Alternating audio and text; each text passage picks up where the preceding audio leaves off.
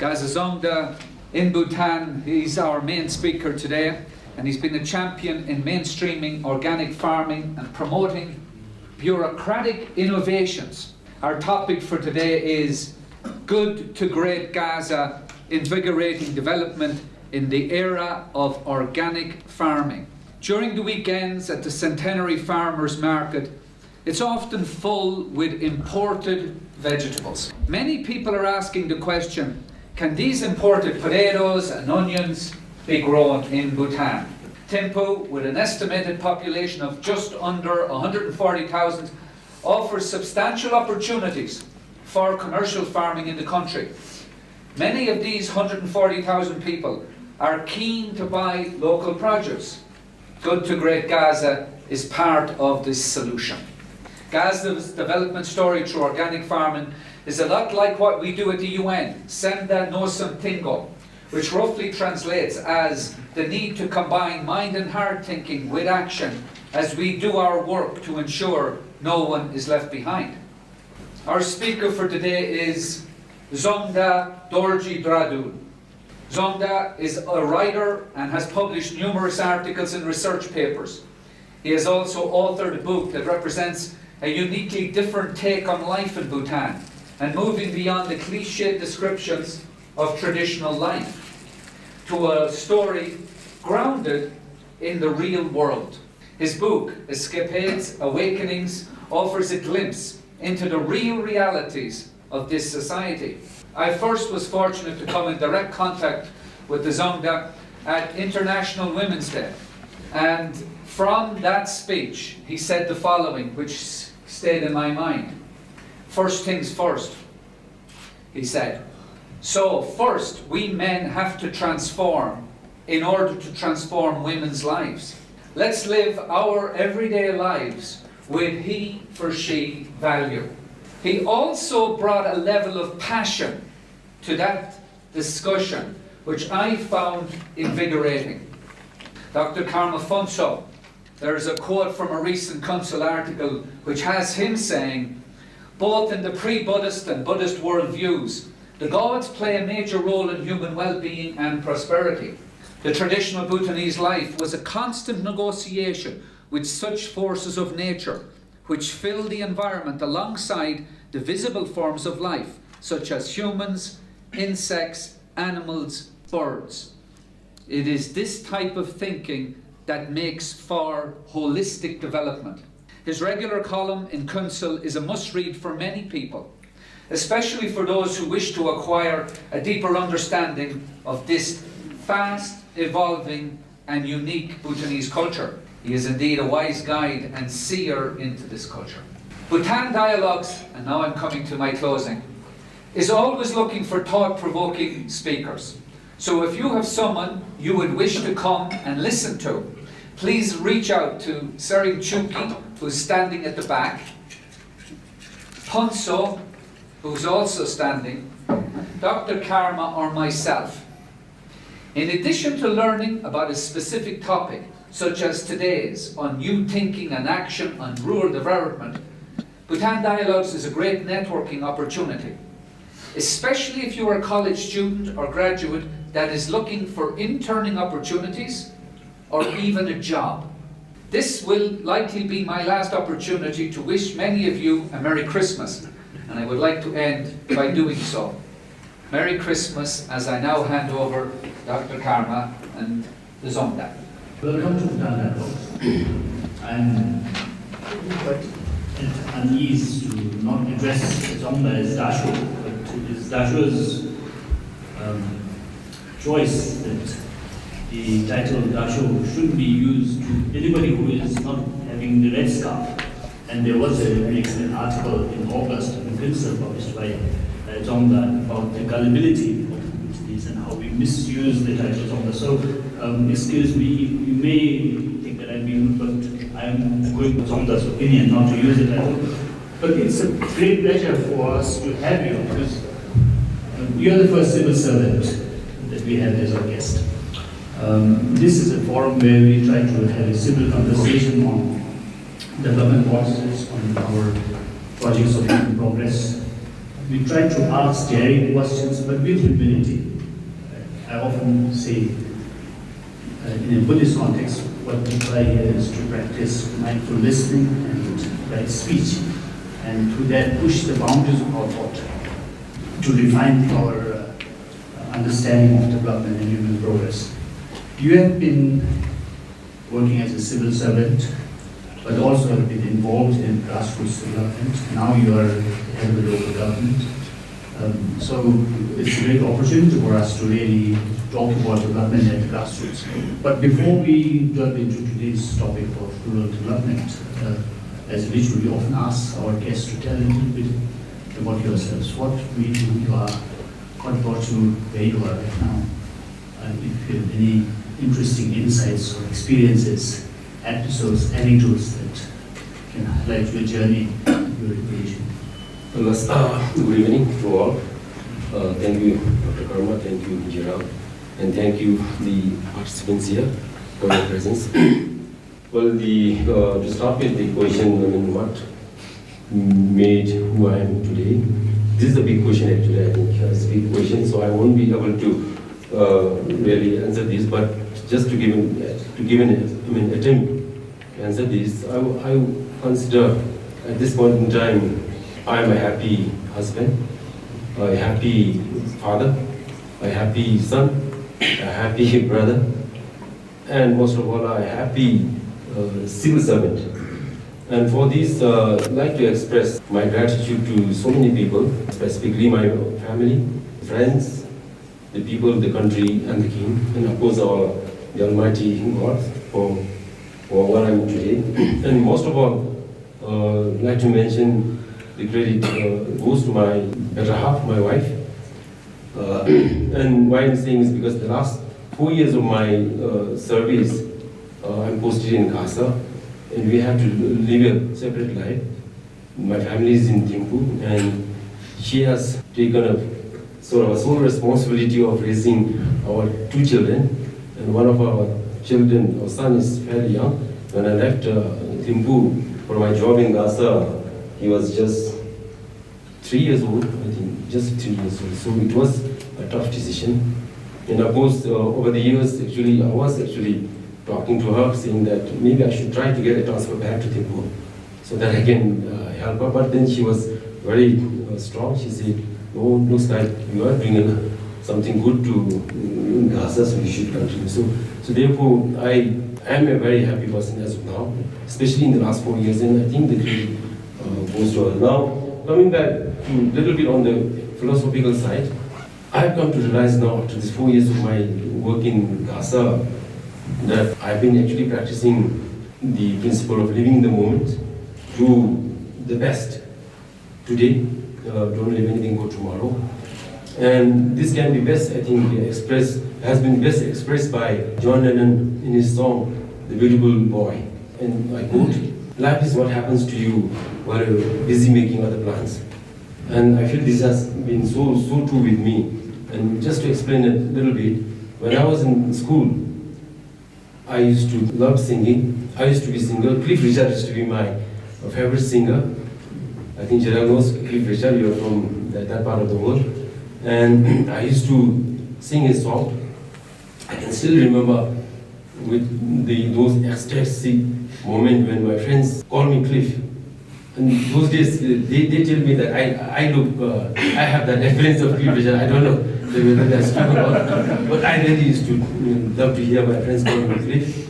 And then as I moved on, when I was in college, I was studying agriculture. And then when I was studying agriculture, I wanted to be an abstract artist. I used to appreciate Pablo Picasso. And I did some abstract art myself also. But then I was studying agriculture, and then I ended up working in the civil service in agriculture for almost 15 years. That's my field. I'm an agriculturist. I think I should be talking to you, not here. So, to both. Yes. So then after working for 15 years in Ministry of Agriculture, I wanted to switch. I wanted to work in Ministry of Foreign Affairs. And in fact, I sat for an interview for a post of a director in Foreign Ministry, but of course I was not selected. It's okay. Just before I got appointed as a Dzongda, so that means just before about 4 years, I was about to resign retire. I mean, not retire, resign from a civil service. I wanted to make a change. I thought I had enough, and basically the reason was I had come to the lowest point in my career in terms of my aspirations, in terms of everything. So I wanted to retire, but then again this Dzongdaship came, and now today, after 4 years serving as a Dzongda, I think that has been my most beautiful life so far. So maybe I'll do that. Fascinating. You're an abstract artist, musician, and a civil servant now, leading the Dzongkhag, a district. But you have also written a book. You found time to write this book, Escapades, Awakenings. What motivated you to write the book? What was the purpose to write this book out? Well, this book is actually an accidental. I never intended to write a book. I never had a desire to become an author. But what happened is actually with this book, I think deep down in my heart, I think I had some soft corner, soft touch for the woman, the other gender, and especially with regard to the discrimination, the exploitation, the disparity, the victimization that is happening to the women folks. So somehow I had that somewhere hidden, and I think this has something to do with my own personal life. I mean, maybe. But then the main immediate inspiration that came from this book, for this book, is I made an official tour in 2006 to a place called Shyamga, and those days I think we had to walk. And for me to, that was about 3 nights halt starting from Praling to Panbang. So it was during that journey that I came across firsthand some stark differences between the life in rural areas and the life in urban, because I am born and brought up in Thimphu actually. So I've always been a urban boy, you can say. So that was my really going into the internal parts of the country, and that time I really saw the stark differences, and especially differences in terms of not only the physical service facilities, but especially in terms of women's rights, women's freedom, and also the children based in rural. So as I think earlier Gerald was saying, this book is basically talking about the women empowerment. So, in fact, the book repeatedly mentions how some arrogant, over-indulgent civil servants would go out to the rural villages on official duty and then abuse the rural people, particularly women. And the protagonist of the book is, in fact, a fatherless girl. This is a story from the last decades of the 20th century. You are still a bureaucrat, a civil servant. Do you think there are still such cases happening in Bhutan? Are civil servants still going around abusing women or village folk sometimes? Has the situation improved? Firstly, I would like to just make a small correction. So it's not just a civil servant. Is any urban-based male, going to rural areas? I mean, the context of the story. So, but those days, I think most of these visitors were anyway civil servants. So I think that's how we take it. But it was any urban-based. And now coming to your position, I think I like to believe, I hope, this, whatever I have described in this book, these are history now. It should be a history. The place where I worked just now in Gasa, so I have been traveling. We have very remote guilds in Gasa. 2 of our guilds in Gasa, Layan and Lunana, they're still even worse than the place that the place that I've described here in Mango. So that places are still there in Layan and Lunana today. So, but I think my observation and my experience, I think things have changed. This is what I feel now. So you think there's a better gender parity now, even in rural places, and less abuse? Comparing to the past, but I don't know whether I should comment on the other aspects of the gender. Should I know? Yes, please. But if I make a general comment, today, across the nation, the gender parity, the gender issue, the gender discrimination is still a major issue. In fact, as earlier Gerald just informed the House about my talk in that big forum, I said, one of the biggest failure of humanity is not just Bhutan actually. I feel it goes beyond, it is a global thing. So I say one of the biggest failure of our humanity today is the fact that, I mean, we are in 21st now century, that we are not able to bring this gender parity. This everywhere is struggling. So Bhutan is not an exception. Of course, comparing to the past, I think we have come a long way, but it's still a major challenge in all walks of life and in all areas now. Since this seems to be an issue that's very deep in your heart, let me ask you further. I think it's partly because of your upbringing, partly because of the role your better half, your wife, plays. You're very sensitive to gender issues, it seems. Do you think that we should also bring some of those people who have committed these awful negative actions be brought to justice? In the Me Too movement today, a lot of people in the West are being brought to justice. Do you think that should be done here in Bhutan as well? With some culprits who have got away with what were really bad things they did? So if I have to give my honest opinion, yes, definitely, because I think I think we have just completed this Hear Me campaign. So there actually we are supposed to come up with all this kind of stories, but I don't think in Bhutan as of now this has really happened, but I think it should happen. I mean, then only we'll be walking the talk. Otherwise it's just a talk. So if we really try to bring out these real stories, bring them in the open space, maybe I think this would really have a real impact.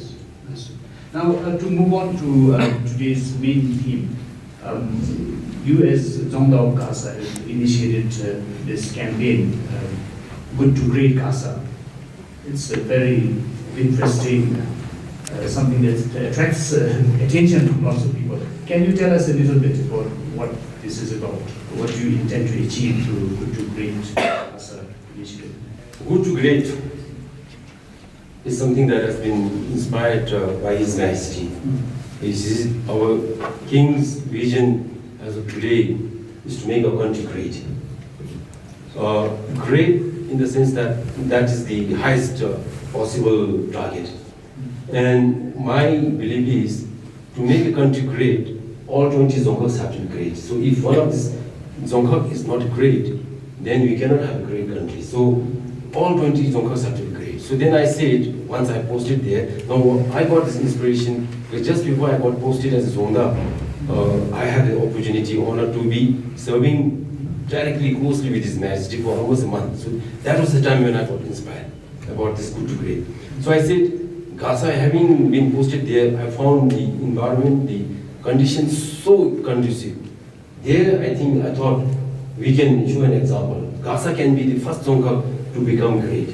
Now, my definition of great is, now if you have to qualify this, we would consider Gasa Dzongkhag as great when Gasa achieves self-reliance.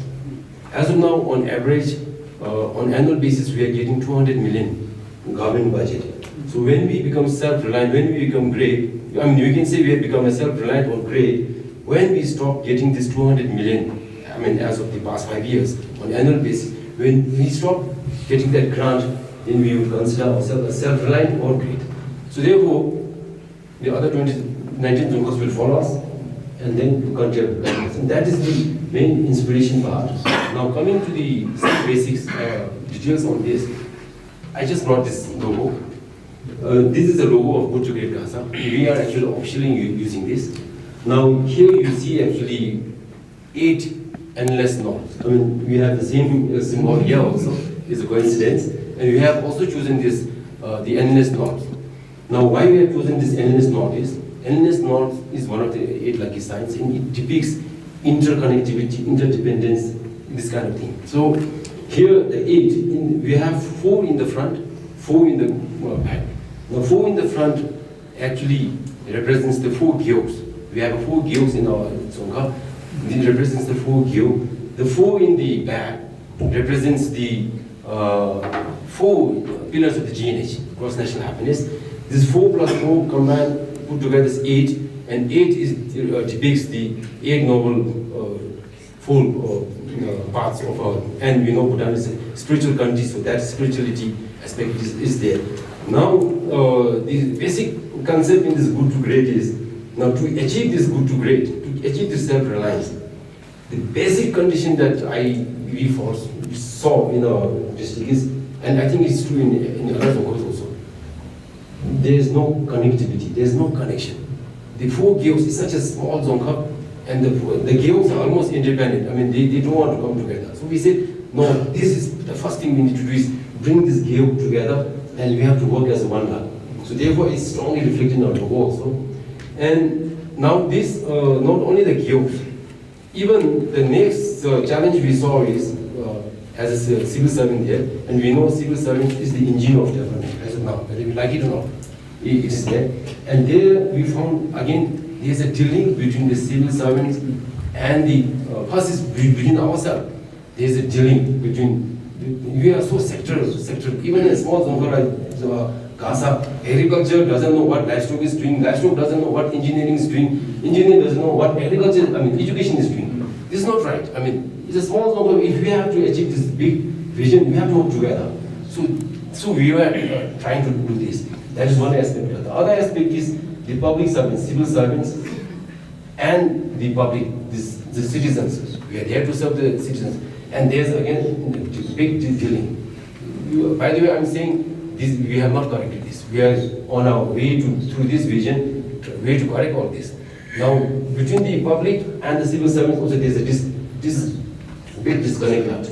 Now, again, if it is there, then again, it's not going to achieve the purpose. So, and the other major principle in this good to great is, as I said earlier, civil servants are the engine of development there, whether you like it or not. They should be the mover and shaker as of now. If they don't take the lead, then we won't be able to achieve much in a place like Gasa. So therefore, we wanted to take leverage on the civil servants. So therefore, we are saying one of the principles of good to great Gasa is leveraging human resources. Now, the problem, the issue with the civil servants or the public servants is we are, way below what we are expected to do. So therefore, and there are so many reasons. One is, I think it is now coming in the public also. So civil servants are not, adequately compensated. Now their salary is just, if you have to live by their salary, it's just enough for, hand to mouth. So therefore, maybe because of that, so many things, but so plus also things have not really been really conceptualized. But maybe I'll leave it that. So, Dzongda, you very clearly pointed out how the civil service, the bureaucracy, is still the main driver of development, even in remote districts like yours. Now, I'm wondering whether it's just a matter of incentives and salaries that really would make a difference in making civil servants engage further into development works. Recently, the former president of India, Pranab Mukherjee, said bureaucracy is the biggest hurdle to development. There is a sort of a mindset in the bureaucracy that is sometimes a challenge for development work.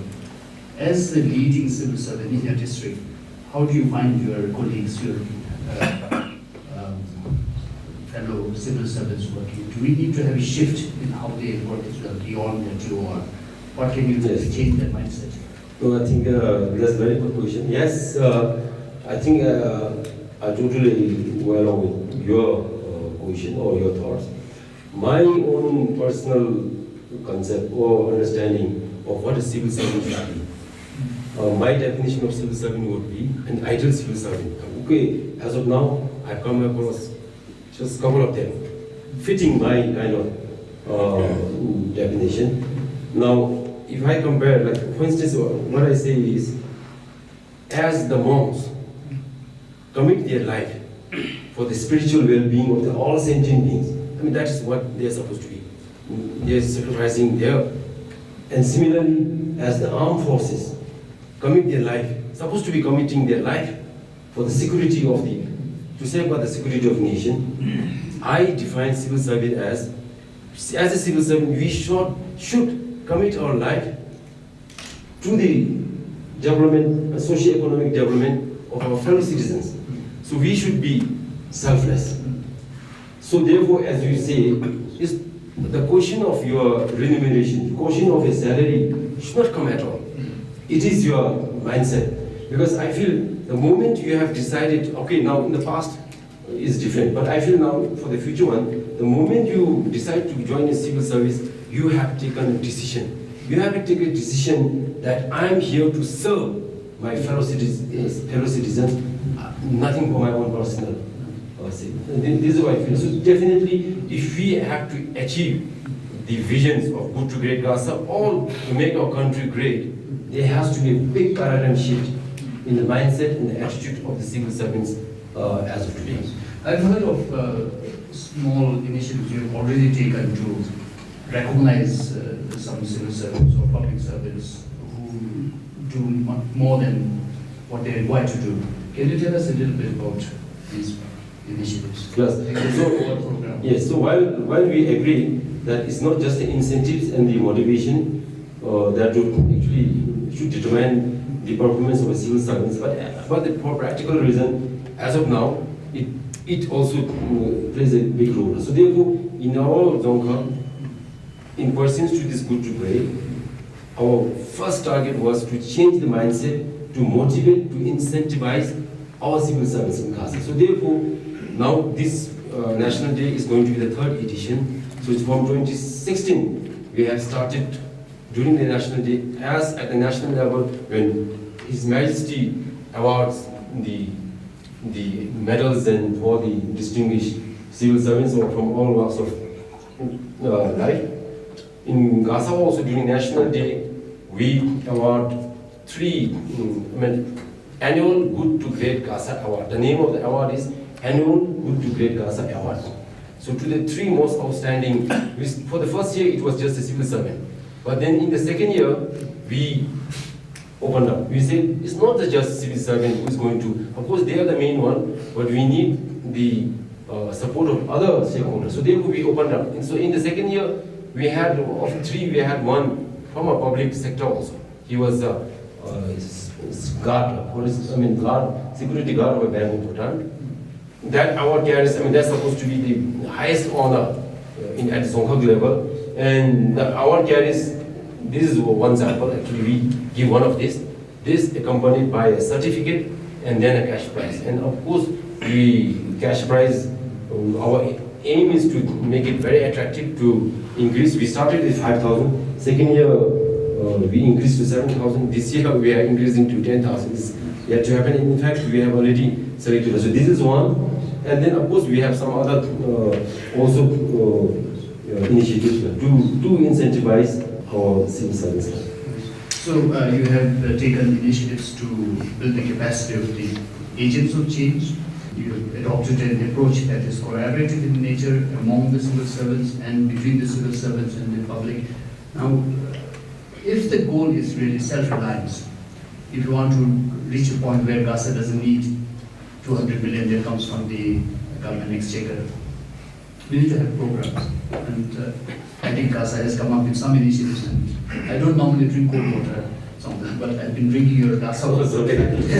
Thank you. It's delicious. So tell us about the social enterprises that you have initiated. In the introduction, Jerry also mentioned the organic farming, your aspirations to make Gasa the first organic district in the country. So what type of social enterprises have you launched? And how are they doing? Yes. So thank you. I think earlier you have given me opportunity, but I missed this. It's very important. In fact, this is the main topic of this session here. So thank you so much for coming back to this. Now, under this Good to Great Gasa, the self-reliance making it great, the biggest initiative we have as of now is the community-owned company, the social enterprise you have talked about. And it is the very basis of this logo is that we are talking about making these 4 gears one to be a successful Dzongkhag. Now, this community-owned company, we started, the groundwork started as early as 2016. And we could launch this company only, almost a year ago in 2017. And only last October, 2018, 8th October, we handed over this to the community. Now, let me elaborate a little on this. The initial funding came from Dzongkhag Development Grant. That was a boon for us. The early government, they gave us all the Dzongkhags, they gave us 7 million each. Now 7 million from the very first year, of course we got only for 2 years. So the first year itself we took this opportunity because the guideline says this money is to be used at the discretion of Dzongda. Of course with due process. But it was just a formality. Once we come up with a proposal, we put it up to the Dzongkhag, and they will anyway endorse. I mean, we have to convince them. So it is in the hand of Dzongda. So we proposed this. We said now this is an opportunity. We have to start something here because that time, and even as today, in the name of industry or in the name of modern development, this is the only plant as of now in the whole Gasa Dzongda. We had nothing there. So we said we have to do something. We have to talking about self-reliance. We need to produce our own things. We need to make our own revenue. So we said this is going to be the main. Now with 7 million investment, we started this plant. But from the day one, we said Dzongkhag, we are just going to start, and it is going to be handed over to the community. So from the first year, we said that we invested around 7 million, so we wanted to raise 70 million as equity from the public, and we floated that share.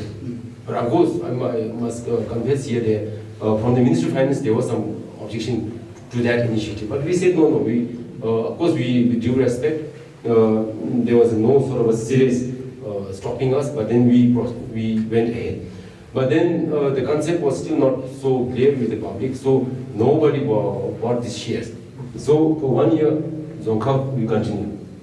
Then finally, when we were convinced that the voluntarily looks like the people are yet, because the reason is they are still not clear. So then we opened up this, we voted, invited people's expression of interest through BBS and Phuntsho, and we invited the people of Gasa to participate. We said now we are handing over this, interested Gasa citizens should participate. So we got 7 interested candidates. Of 7, finally we selected one. I mean the one who's now how is this community-owned company? Now the 7 millions that we have invested, the money is not there in cash, is not there in bank balance. These are all in terms of the kind it is in the plant. Now that 7 million, actually we could have decided it is gone there now. There's no claiming of this money. But what we did is we converted this 7 million, which is invested there, into an asset. We convert this into a 70,000 share at the rate of 100 per share. And that 70,000 we divided by 597 households. We have 597 households in Gasa, including all 4 kiosks, and it comes to roughly 107 shares, which is worth as of today 10,700. So each household, 597, we distributed this share, and each of them actually now supposed to have some. I've been just following up; they have not been able to hand it over. We handed over to the kiosks, to the shoppers, and they're supposed to hand it over to that share certificate. So as of today, all 597 households own this company, and 70,000 shares totaling. And then we have the balance 35,000 shares, which is equivalent to 3.5 million. That money has to be invested by this one person who was shortlisted, through open competition. So he invested 3.5 million. So as of now, that 3.5 million, for that he's getting 35,000 shares. So he's the major shareholder. Now why he is the major? One of the criticism that we get is in a share company, shareholder-based company, one of the criticism is that normally just few select people get the major profit. But in our case also, as of now, it appears that way. But we had no option. We had no option because once we hand over, we need somebody to really manage this. So as of now, that person is managing this company. And now this is going to be, this community-owned company is really going to be the engine of development for our self-reliance. We started with this Gasa Dzongda, is a water. We are coming up with so many other potential enterprises. We will be starting to make the livestock, dairy-based products. Even we are, not only the products, even services also. Gasa, as of now, we don't have a cable TV. This company is going to provide cable service, TV services to our Dzongkhag. So the future of Gasa Dzongkhag, is this community-owned company. That's our belief, our hope, and I think it has to succeed no matter. So this is going to be the main engine of development for this good to great. And just taking an opportunity, I'd like to request all of you here to kindly support this water. And during the tea session, I think we have some complement half-liter Gasa CO2. So we are offering to all the participants here with a request that from here on, if you want to drink bottled water, please choose our Gasa CO2. So I'm doing some marketing also. The reason is this is a company, community-owned company. It's not by one individual. And I think now you know the vision. We want to make Gasa great, and we want to make Gasa self-reliant. So this will be your contribution. So, Dzongda, you come with the wonderful background, with the right expertise and experience necessary for such projects, because you have worked as a director of cooperatives in the Ministry of Agriculture. But when you look at your public, people who you are working with, 3,000, 5,000 people? 3,300. So, such a small population. Now, we have already had difficulty distributing the shares of this water company. In the 12th five-year plan, the local government budgets are going to drastically rise. I think it's going up from 24% right now to about 50% of the entire development budget. Some 200 million each district or something like that a year. So would you have the capacity in the district, among your 3,000 people, to really utilize that fund effectively and carry forward such projects?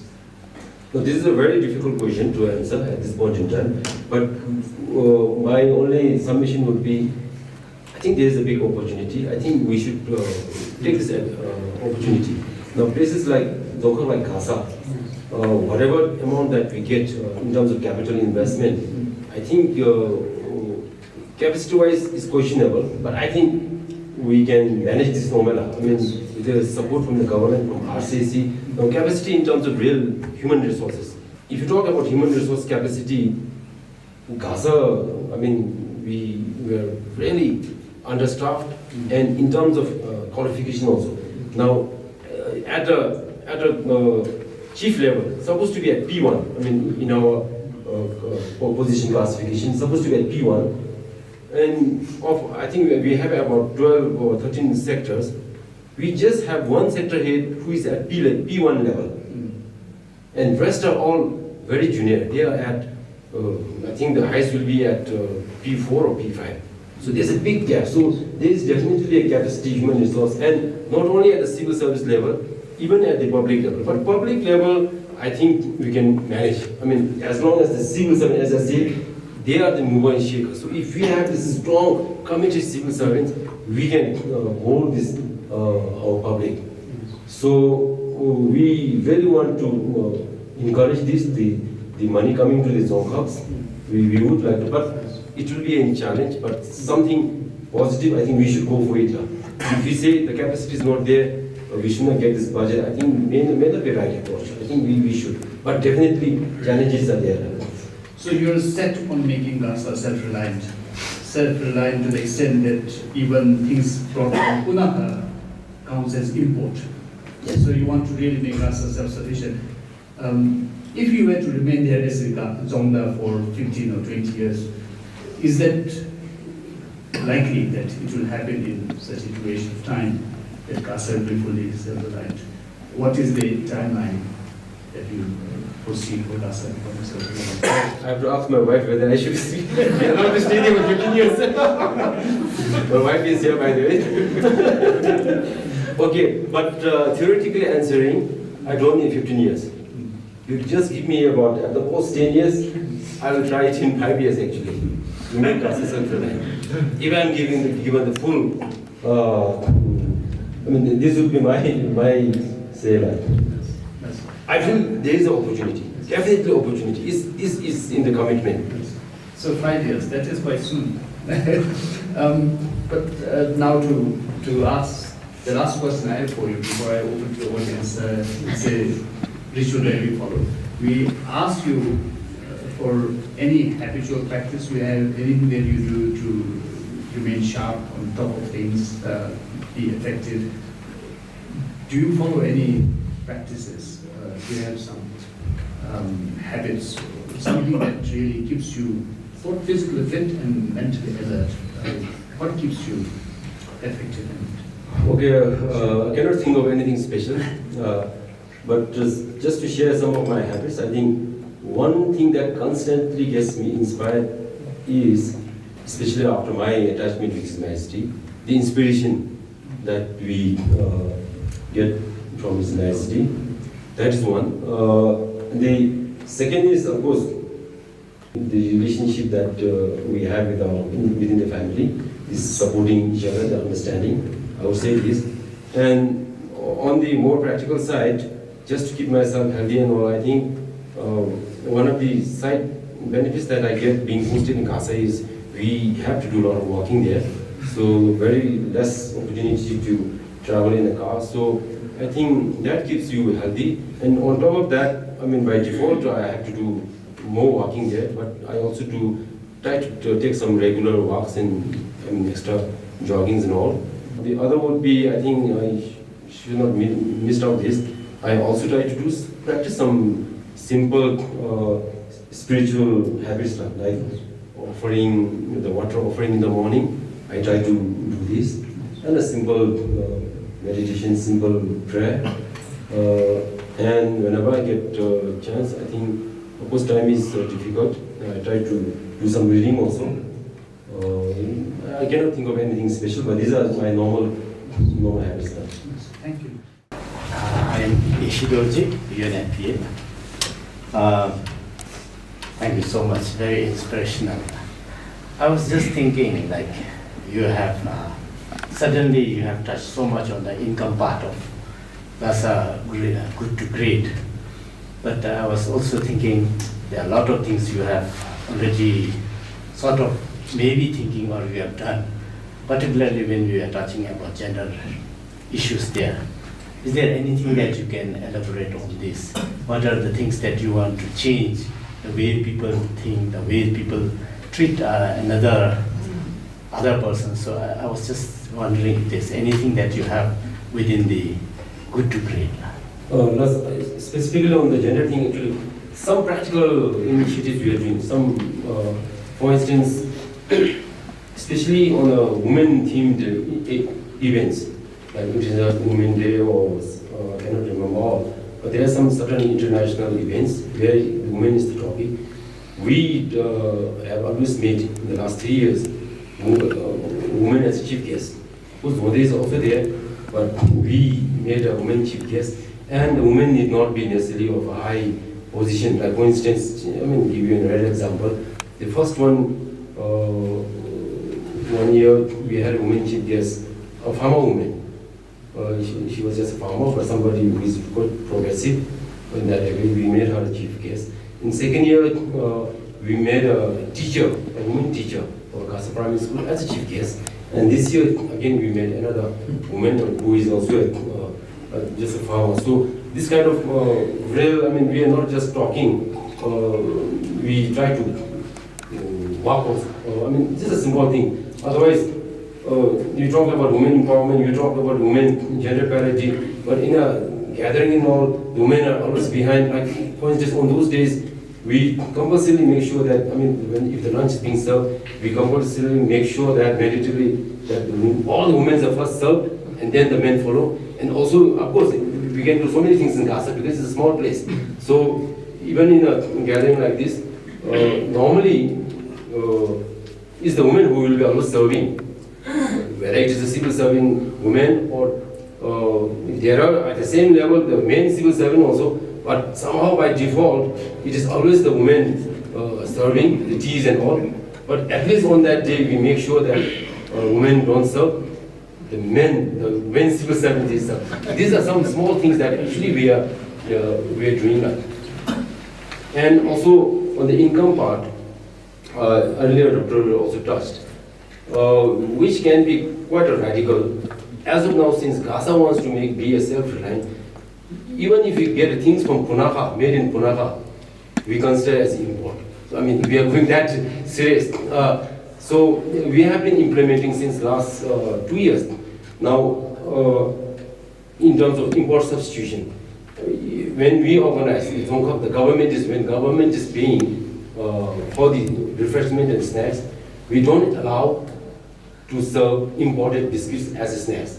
It has to be either locally made kabze or zao or sim. And we are saying, if the Zao still comes from Punakha also, actually it's not. But of course, we are not for that. But at least if you come to the Gasa Dzongkhag, if it's an official event, you will not find on a table, when the tea is being served, you will not find a biscuit. Because as of now, unless if the biscuit is made in so these are some small things that we are doing to really move towards this. It also makes fantastic environmental sense in cutting down the carbon footprint. Yes. This talk is very inspiring, and especially when you talk about income generation and self-reliance through enterprises like a community business. I was just wondering at what you were talking, you look at the resources of Gasa, and the most important resources you have is, number one is cordyceps, and number two is you have tourism, Laya and Yunnan tourism, and then you also have hot spring. So are these resources going to be a part of this community company, or is it going to be left as it is now? Because if you take them all within your community company, then that itself can, I think, make you a rich Dzongkhag. Thank you very much. Yes, I think we have again touched on very important. Yes, it is very much part of our Go to Great Gasa strategy. We have two areas. One is the organic agriculture, which you touched upon. That is going to be our main enterprise, organic agriculture. Second is definitely tourism. Now, tourism, as of now, Gasa doesn't benefit. At national level, of course, tourism is, I think, second highest revenue earner. But if you come to the local economy of Gasa, tourism is not contributing anything to Gasa much. It's just a trickle-down effect. And most of these tour companies are all based in Power and all the big. And our people, the Gasa, they just get in portrayal and all. So we are going to develop this. And now, as of now, as per our vision, we are even thinking, we are discussing, but I don't know how, whether, and I think it should happen actually. We are even thinking this Gasa Sushi company to start a tour company by Gasa, so that we can get our tourists directly to Gasa. I mean, that is one strategy we are thinking in mind. That as of now, Gasa doesn't want any tour company. So this is one area we are thinking. Other one is, as you have rightly pointed out, in terms of tourism, we have a huge potential. Now, Tsachu, the hot spring, Gasa is supposed to, by legend, we are supposed to have 108 Tsachus and Menchus, 108 Tsachus and Menchus, of which the most popular one is the hot spring, located in Gasa proper. And then in the Gasa proper itself, already we have about 35 Menchus, which can be translated as medicinal water. It's supposed to cure so many different types of ailments, and those are again some things that we can really work on for the tourism. And of course we have Laya and Lunana, as I think some of you might know. I mean, for that reason only, I think with the command, with the vision of His Majesty, we have started this Royal Highland Festival. These are all targeting tourism actually, and so far I think it is doing very well. We have already concluded the third edition of Royal Highland Festival. With that, we have Laya Run. So, yes, sir, I mean, definitely this will be part of our strategy. To follow up, Ruslan mentioned cordyceps, and cordyceps is, at the moment, a major source of income for islanders. We hear also about unsustainable harvest of cordyceps. What is the real situation up there?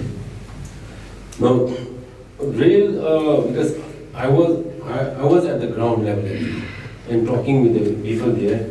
Now, with those people that I talked with, actually, they are actually not really reporting of any decline in the production. Now, according to them, this cordyceps is supposed to be a 5-year cycle.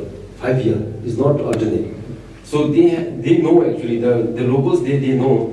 For instance, this year 2018 was supposed to be a cycle for a particular place in Bunana called Phangu. In fact, I wrote one article in Phuntsho titled as Phangu, the Phangu Fungus Festival, because it was going to be a big event. It was coming after 5 years, and that place is supposed to give the best quality and the very, bumper production. So therefore,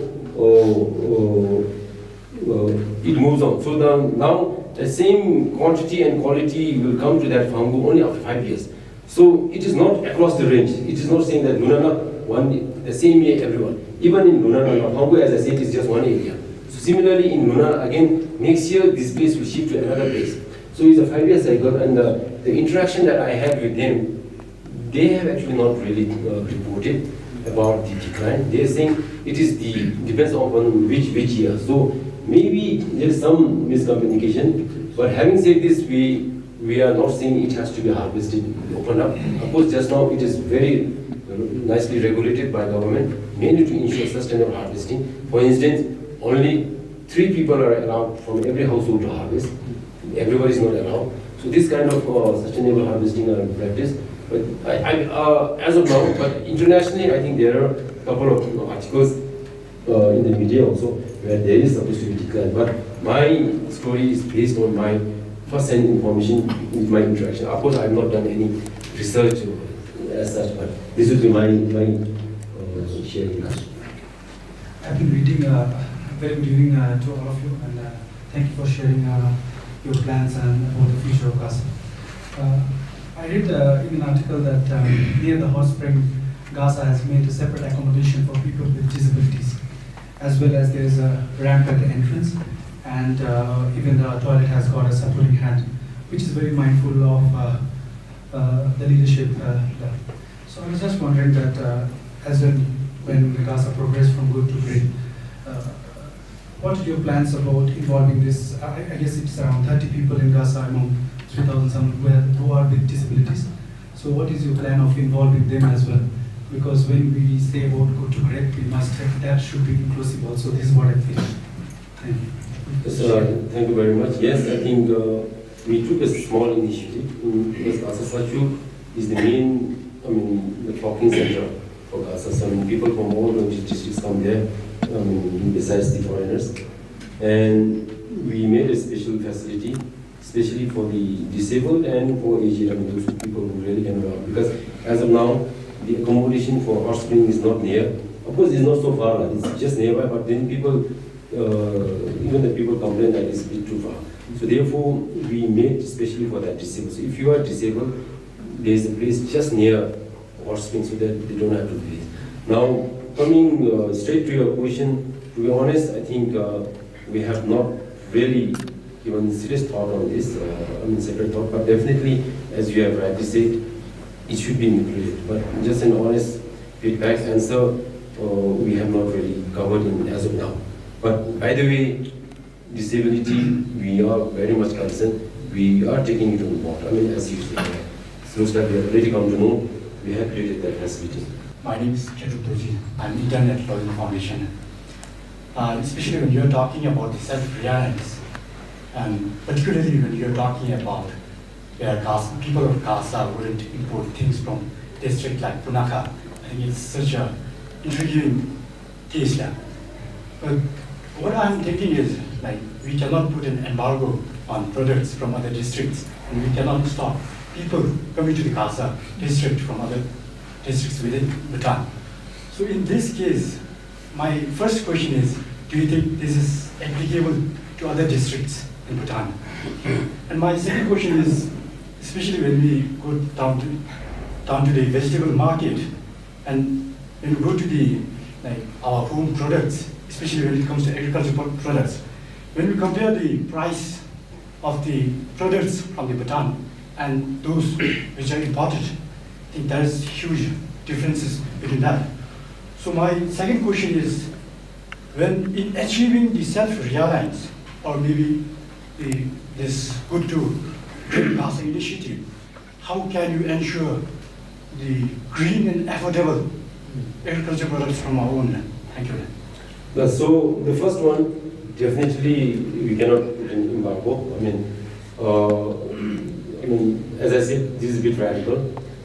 And in practice, I don't think we can really monitor or enforce this. But this is just to explain the concept, especially to our people, that even if you get things from Punakha, we should consider this import. So, and also to encourage our own production. And also, that is the one. But of course, we will, it's not an official statement that they cannot bring. That will be not there. So that is the first one. The second one, on the cost of the products, local products being priced much higher. As we were informed, I used to be a director of the GMC, Department of Agriculture Marketing and Cooperatives. So that was one of my biggest challenge. Now my belief still stands as before. I used to say, if we really want to make a self-sufficient in vegetables in our country, to start with, maybe for a couple of years, we have to really subsidize our own production. I have been saying this, and during my time only, we have actually convinced the government, and we have actually introduced minimum price support or subsidy. So what we did is, because when we produce locally, cost of production is high, so we just cannot compete with the Indian imported one. So if you take into account cost of production, the price is going to be high, and the farmers, the producers have to get their, based on their cost of production. That is one. And the buyers, the consumers, we also have to go for the cheapest, because we also have a limited money to spend on a vegetable. So unless you are really having extra income with a given salary, I don't think, because anyway in Bhutan, as of now, still health from eating Indian vegetables has never been a major issue as such. So therefore, there is no incentive for ordinary Bhutanese to pay higher for a local produce than Indian. So there is no logic. So then that means majority of Bhutanese populations are ordinary people. So if they choose to continue to buy Indian food because it's cheaper price, then our local production will be never encouraged. And people are not going to be able to sell, then what? Then who will produce a vegetable? So then I used to say, we introduced this, but of course we really could not follow this through. But I still feel, even today, yes, I think the local, given the choice, if you have a choice, our Bhutanese local ordinary will buy the cheaper one. So therefore, the organic or the local will be left out. So therefore, the government has to come in. This is my belief, but maybe many of you may not agree to this, but I feel if we are to achieve self-sufficiency, to encourage, that is not for all times to come. We have to break this ice. Just now we are not able to break this ice. We are still half-hearted. We are saying, okay, let's grow a vegetable, but then how much they grow and then suddenly they're not able to see. In fact, I'll share our own experience in Gasa last 2 years. For this, because I coming from a marketing background, we initiated this organic certification. In fact, Gasa became the first Dzongkhag in 2016 to certify our 3 products as organic: carrot, garlic, and potato. And now our farmers, Gasa, to continue to grow this organically, our farmers have to be getting some more.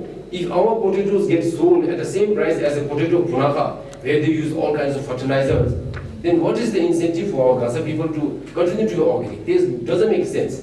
Why should they be penalized? So therefore I'm saying the government should come in there, pay Gasa farmers something more. But we didn't do this, of course. So what we did is, just to encourage farmers, we linked up with the high-end hotels in Thimpu. We signed an MOU, we negotiated the price, we agreed the price, and our farmers were happy, they produced, but then again, the hoteliers in Thimpu, of course, please don't, after this session, please don't go and tell them. They didn't ignore, didn't respect this. Our production was done on their demand. Before we told our farmers group to produce, we agreed on the price and the quantity. After growing this, when we were actually delivering, then the actual quantity they demanded by these hoteliers here was almost like less than 50%. So we had 50% surplus there. Now who is going to do this? And I think government subsidies certainly help, but maybe that's also not a sustainable answer. I think we need to really do rigorous consumer education, really educate Bhutanese consumers to buy organic products over the ones that use chemical fertilizers. I see you hand up here. And Sangi, I'll come up to you after the gentleman we had more classes.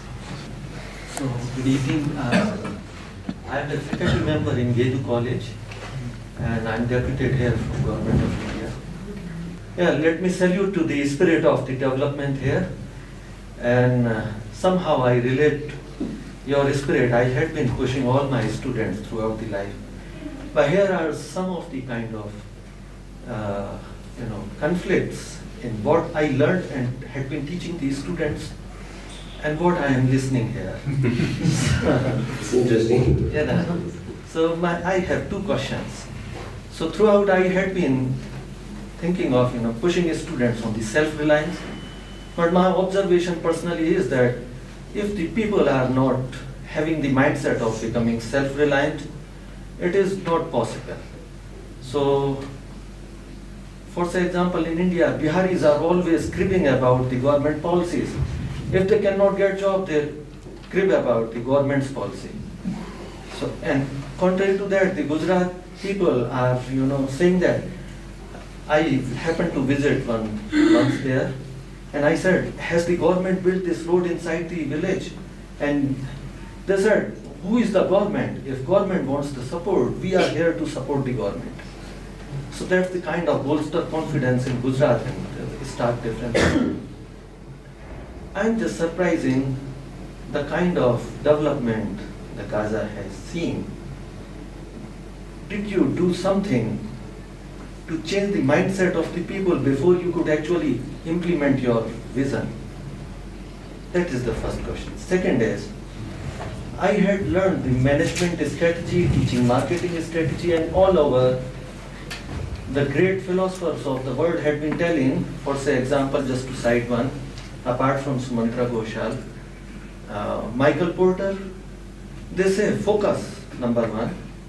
Number two, Michael Porter has given voluminous strategy book that focus on the competitive strategy of the nations. And international finance and international economics people all tell about you to become specialized. Do something which you can do better from the rest. And very excellent question put up by sir. 3,000 people, given the kind of certain natural resources, probably it would be unwise from my perspective. Forgive me for that. It would not be sensible to produce everything in-house. Probably fully developed nations also rely on the, getting the most competitive, cheaply made it from outside and do the best thing. So Americans are best in creating the good ideas. Chinese are good at producing the physical goods. Indians are good at providing the intelligence services, information processing services. So I think the vision is something, as per my perspective, from the strategy and marketing perspective, which I see. So I think probably the reason. So these are two questions. Well, sir, thank you very much. The last one first. I think I have no disagreement. To respect your view, and I also agree. But only thing is, what we are trying to do is to start with. That is our passion. We said we are saying we will try to produce whatever we can. But definitely, as we go along, there will be certain things that we won't be able to produce ourselves. Economically. So as we move along, I think that will be adjusted. So for sure, there's no doubt that. We have to depend on certain things from other places. True. And then coming to the earlier one, whether I have done anything before actually going on with this vision. Now, I just wanted to make a disclaimer here. As I said earlier also, I remember saying, we are work in progress. We are not saying we have achieved everything. We are work in progress, all these things. And also, so when I say this, it doesn't mean that all my people in Gaza, they fully understand this, though it is just 3,300, but even such a small population, it is taking time for everyone to understand this. And as you said, the third one is linking to this, development, self-reliance is a state of mind. It is your mindset. So therefore we are saying, and in fact I have also written an article titled Self-reliance is a state of mind. It is in your mind. And along with this, we also talked about this, I think, the dependency syndrome in that statement. Now, biggest challenge that we are facing towards achieving the self-reliance is the dependency syndrome. And dependency syndrome at the grassroots level. And also, I think earlier, we had a pre-meeting, and Dhradhul also says dependency syndrome at the civil service level, also public level. So these are some few challenges that we have. Yes, thank you. So Sangeet, I think the final question will be from you, since you are a member of Gasa Dzongda. Through my own experience, just to give a little bit context, I have experienced in the last 10 years in Bhutan doing the quite similar thing on a different line level as an entrepreneur. I have realized three results we have been consistently produced over the years. And these three results that no one of us wants, but we've been observing this over and over again. And these three things that I have observed are our rural homes are getting more and more emptier. Young unemployment rate is constantly increasing at the national level. And also the economic inequality is rising over a time. Seemingly in a well-doing country like Bhutan, despite so many positive progresses we have. And even in Gasa, to really relate, because I studied there, I came from there. All these programs that you have launched there are very beautiful, but I would feel that if we can bring in more young people on board, this program can be more enhanced over a time. And over a time, I think if these young people in Gasa, for instance, most of the traditional shopkeepers who are my cousins, my uncle, aunties, they have really sidelined, and our younger generations have taken over. But until now, they are not really doing it innovatively or in a more coherent way as per the visions you have set in. So do you have any plans for young people to come on board so that this collective effort can be owned and shared over a time, even if you leave after a few years? I think these young people will continue to progress and take the continuity from there. The other thing is kind of a suggestion. I know a lot of young people here in Thimphu who are entrepreneurs, who are, by the way, mentored by Dr. as well. Many people think we are here to make noises and fame online, but deep inside we have this longing for this country to have a progression, developmental visions like Gasa, and we like to be part of it. Is there any avenues where different entrepreneurs across the country that we can contribute, not just morally, but also in the practical sense? If there's any avenue that you can create in your visions? That's it. Yes, thank you. So on the participation of youth, yes, I think that has been our top priority actually. And as you will understand, somehow we are still not able to convince our youth. And in the first place, we don't have many youths, available youths in Gasa. In fact, this community-owned company, when we started, one of the objectives of this community-owned company is local employment generation and creation. So the company, when we were operating this, we employed two local youths there actually. One was class 10 dropout, and another was class 12 dropout. So they are employed, they are still there. So in fact, one of the objectives is to engage them. And also, when we actually advertise the takeover of this company, we were actually encouraging youth. But somehow, we have, as of now, not been able to convince the youth. But definitely, it is in our top priority. And then the second part, whether other parts, the entrepreneurs like yourself, if you can play some role in Gasa, we have not, as of now, thought about it, but I think I definitely, now since you have expressed this, I think there is a big opportunity there. So there's something that we can discuss, we can talk in our future programs. Yes. Thank you. The conversations are getting so enjoyable and again run over time. But I've got two questions still to ask you. Dzongda, this week, now continuing this discussion with you, this week the Royal Civil Service exam results have come out, and some 700 young people are going to be civil servants. You are a seasoned civil servant. Do you have any practical tips or advices that you want to give to the new aspiring civil servants? Yes, I think maybe like to take this opportunity. Mine will be now really a hardcore advice or suggestions to the new generation of civil servants. Now we want to look for a new generation of civil servants. Now our generation, I think, slowly will be in the background. So therefore, anybody who wants to join civil service, as I said, is a hardcore definition, should make a conscious decision that now I'm joining a civil service means it will be all selfless, there will be nothing private and personal. As long as I'm serving in civil service, whatever government is pay, of course the government will try to take care of the future of civil servants, their retirement period also, but as long as I'm in civil service, I'll not do anything personal or private.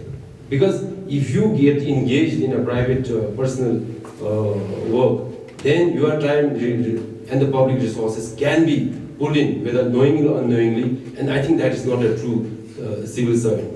Of course, in the past, as of now, maybe this is not happening, but for the new generation, I think my biggest advice will be this, because, and again, this inspiration comes from His Majesty. His Majesty, in his command to RCC in 2007, basically the command was for RCC to review, to revamp our civil service, because His Majesty believed that civil service is becoming complacent. Now, in that command, I cannot quote exactly, but what it says is, civils, everybody in the country, public or private, will look up to the bureaucracy.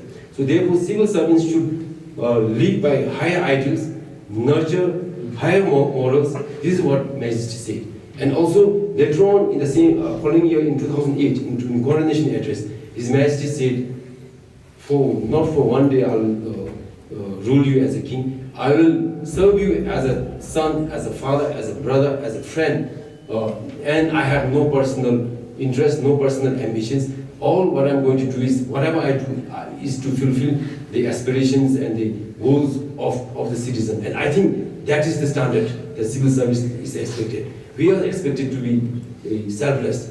Otherwise, if a civil servant, even new recruit, if they want to join civil service to make money, to make a building, or I think that is not the right place, no matter. But so far, I think we will. So the final question. Bhutan Dialogues offers 2 books in appreciation. What two titles did you choose and why? So one is this, Good to Great. This is a book by Jim Collins. And this book, the first reason why I choose this is, as now we have heard enough, this is one of the main tools that I used in my vision for Good to Great. And this is, of course, basically a book on leadership and management. And other biggest reason is, I got this book from His Majesty. So because of this, I think this is why I choose that. And the second one, I think, is right here. This is actually Being Peace, and this is not my choice, this is my wife's choice. So I also, she's an equal partner in me. So since I've given a choice to choose two, so I gave her one opportunity, and she chose this. Being Nice by Thich Nhat Hanh. And of course, I would look forward to reading this now. Yes, thank you very much. So this comes to the conclusion of our 13th session. I hope you have learned a little more about rural development in Bhutan, and specifically about Gasa. I have learned quite a lot, and particularly about the initiatives that Dzongda has taken up in Gasa. I normally end this session by quoting a Bhutanese saying, or bringing in a piece of wisdom from our own heritage. For today, I thought the most appropriate would be to talk about self-reliance. And this is a saying that comes all the way from the Buddha, but most elegantly put by Sakya Pentita in his Treasury of Elegant Sayings. Very simple. Independence is happiness, dependence is suffering. So with that, thank you all for coming, enjoy the refreshments, and thank you, Dzongda, for joining us. Thank you.